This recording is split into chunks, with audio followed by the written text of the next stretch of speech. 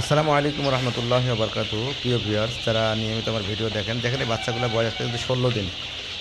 মানে এদের খাওয়ার যে রুচি, মানে অন্যরকম একটা রুচি। কেন রুচি জানেন? বাচ্চাগুলো সুস্থ সবল আছে। আর সুস্থ সবল বাচ্চা পিছনে আমাদের অনেক শ্রম আছে। দেখেন আমাদের লিটারগুলো কত ঝরঝরে আছে। খাবার দাবার সাথে তারা আসতেছে এবং ভ্যাকসিন সব করা হয়েছে। অলরেডি গতকালকে আপনাদেরকে আমরা দেখাইছি H9N2 আমরা করেছি, ইনসেপ্টা ভ্যাকসিন। H5 দেওয়া আছে, মারেক্স দেওয়া আছে। তো আলহামদুলিল্লাহ, যারা মুরগির খামার করতে চান তারা অবশ্যই ভালো মানের বাচ্চা নিয়ে করবেন। তাহলে দেখবেন যে আপনারা ভালো কিছু করতে পারবেন, আপনাদের দ্বারা ভালো কিছু করা সম্ভব হবে এবং সামনে আগাইতে পারবেন।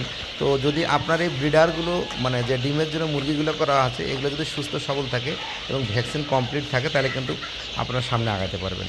তো যারা আমাদের কাছে অনেকে রিকোয়েস্ট করে যে রিফাত ভাই আপনি নতুন নতুন ভিডিও দেন, আমি আপনাদেরকে চেষ্টা করব ভালো ভালো কিছু দেওয়ার জন্য, ভালো ইনফরমেশন দেওয়ার জন্য, যাতে আপনার সামনে আগাতে পারেন। সকলে ভালো থাকবেন। আসসালামু আলাইকুম।